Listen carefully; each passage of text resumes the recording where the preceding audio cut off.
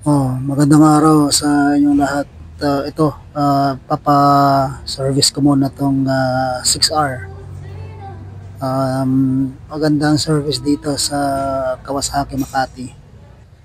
Anyway, may question yung subscriber natin na kung makukulong ba pag nag-awol.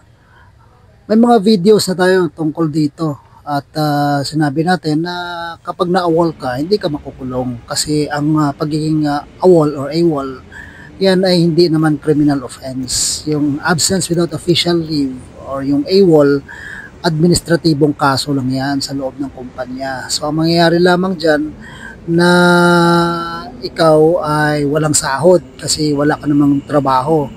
Yun nga lang, inaakusahan ka ng kumpanya na ang pagliban mo ay walang tamang dahilan o walang justification, walang tamang rason. No? So, ngayon, makakatanggap ka dyan ng Notice to Explain o NTE at pagre-reporting ka dyan sa trabaho agad-agad.